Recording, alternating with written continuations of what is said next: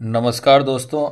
आज मैं आपको याद रखना सामाजिक विज्ञान सोशल साइंस, जिसमें कि आपको मैं तैयारी करवा रहा हूँ आज की क्लास में कि सही विकल्प कहाँ से पढ़ना है, सत्य असत्य कहाँ से पढ़ना है, एक शब्द में उत्तर कहाँ से पढ़ना है, जोड़ी कहाँ से पढ़ना है, ये आपको मैं बता रहा हूँ। ठीक है, आपको क्या करना है बेटा, पैटर्न में आपको किसी तरह से कोई बदलाव नहीं होगा। जो सेम पैटर्न है वही के वही आपका याद रखना सप्लीमेंट्री में आना है, वही के वही आपका रुक जाना नहीं, चाहे पार्ट 1 हो चाहे पार्ट 2 हो, सभी के लिए सेम रहेगा। ये आपको मैं बता दे रहा हूँ। ठीक है, तो स्टार्ट करते हैं। सबसे पहला जो रहेगा आपका क्या आया था, सही विकल्प याद रखना।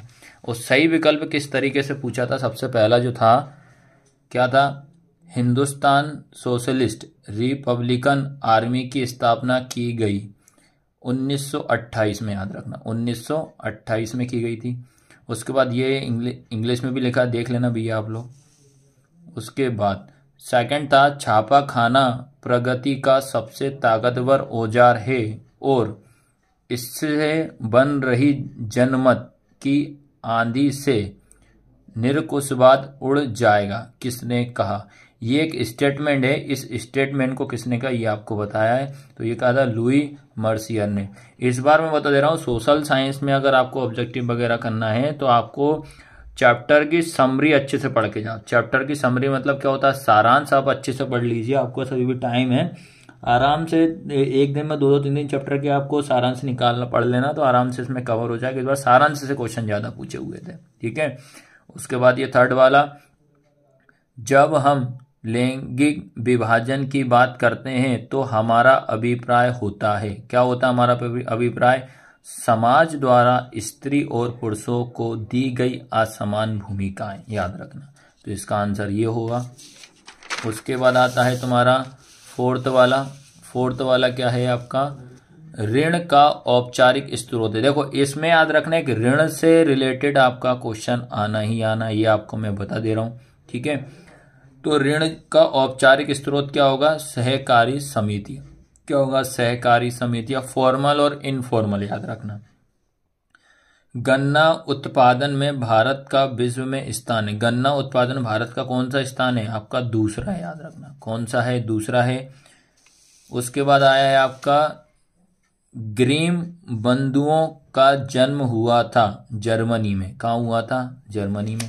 तो ये आप देख लीजिए। उसके बाद आपका सेकंड जो आता है, रिक्त स्थान, खालिस्तान। देखिए खालिस्तान क्या है, खालिस्तान पर आधारित सामाजिक विभाजन सिर्फ भारत में है। कहाँ पे है, भारत ही हमारा एक ऐसा देश है जिसमें सामाजिक विभाजन में हुआ है। वो किसमें, जाति के द्वारा हमारे देश को क्या कर दिया, विभाजन हुआ है सामाजिक स्तर पे। सेकंड आता है, लोकतांत्रिक व्यवस्था राजनीतिक खालिस्तान पर आधारित होती है। तो यह आएगी आपकी समानता। क्या आएगी आपकी, समानता पर आधारित होती है। उसके बाद आता है थर्ड, भूमिगत जल खालिस्तान संसाधन का उदाहरण है। तो यह आएगा आपका प्राकृतिक। क्या आएगा, प्राकृतिक का उदाहरण है।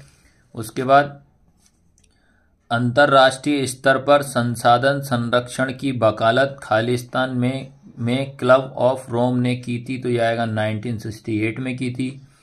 उसके बाद भारतीय तथा विदेशी सभी फिल्मों को प्रमाणित करने का अधिकार खालिस्तान को दिया है। तो ये दिया गया आपका CBFC को दिया, केंद्रीय फिल्म प्रमाणन बोर्ड को। ठीक है, उसके बाद अगला है, उदारवादी राजनीतिक खालिस्तान फ्रैंकफर्ट संसद के एक निर्वाचित सदस्य थे। ये आपको समरी में सब मिल जाएंगे, ये आपको बता दे रहा हूँ।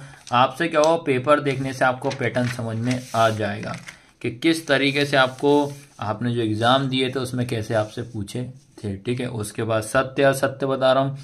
सत्य असत्य पहला है, स्मिथ फील्ड में लंदन का सबसे पुराना कपड़ा बाजार था। ये था आपका क्या आएगा, सत्य आएगा। उसका सेकंड है, विक्टोरिया कालीन ब्रिटेन में उच्च वर्ग के लोग कुलीन और पूंजीपति वर्ग के हाथों से बनी चीजों को तरजीह नहीं देते हैं। तो क्या आएगा, असत्य आएगा। उसके बाद सत्ता की साझेदारी विभिन्न समुदायों के बीच टकराव को कम करती है। इसका आएगा, सत्य आएगा इसका आंसर। उसका अगला आता है, हमारे संविधान में किसी एक भाषा को राष्ट्रभाषा का दर्जा नहीं दिया जाता। ये क्या है, सत्य। हमारे संविधान में ये बताया है कि एक भाषा को राष्ट्रभाषा का दर्जा नहीं दिया जा सकता है। उसके बाद भारत के क्षेत्रफल का लगभग 27% हिस्सा मैदानी क्षेत्र है। तो क्या आएगा आपका, इसका असत्य आएगा। फिर अगला है बांध बहते जल को रोकने, दिशा देने या बहाव कम करने के लिए खड़ी की गई बांधा है। तो क्या आएगा इसका? सत्य आएगा इसका। आपसे ये क्या होगा कि ये पैटर्न समझ में आ जाएगा आपको कि ये किस तरीके से आपसे पूछे थे। उसके बाद सही जोड़ी मिलाइए। पहला इसमें पूछा प्राथमिक क्षेत्रक, प्राथमिक क्षेत्र के अंतर्गत कौन कौन आता है ये आप देख लेना। सेकंड आता है तृतीयक क्षेत्रक के अंतर्गत कौन कौन से आते हैं।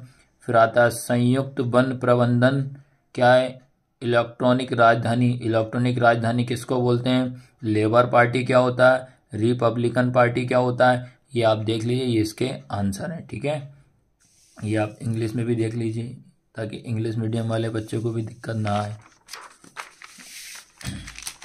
अब आता है तुम्हारा एक वाक्य में उत्तर। ठीक है, एक वाक्य में उत्तर देख लीजिए बेटा, क्या है? एक वाक्य में उत्तर लिखिए। पहला है असम का लोकप्रिय गीत ओ मोर अपुनर देश किसने लिखा है?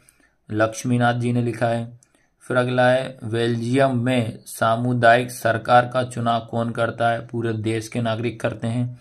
उसके बाद मानव विकास सूचकांक कौन सी संस्था जारी करती है? ये करती है आपकी संयुक्त राष्ट्र विकास कार्यक्रम, याद रखना है। उसके बाद विश्व व्यापार संगठन का ध्येय क्या है?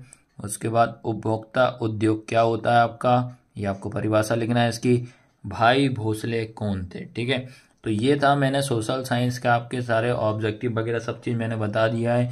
अब आपको ये देखना है कि भैया किस तरीके से किस चैप्टर से आया है, कि परीक्षा बोर्ड से पूछ रहा है कि आपको समरी से पूछा है। सबसे ज़्यादा समरी से ही पूछे, मैं आपको बता दे रहा हूँ। ठीक है, और क्षेत्र वाला चैप्टर रहेगा वो आप अच्छे से कर लेना। ठीक है, तो क्लास कैसी लगी आपको इसको शेयर ज़रूर करना है, और पहली बार आए सब्सक्राइब जरूर करना है। सब्सक्राइब करना आपको नहीं भूलना है। धन्यवाद।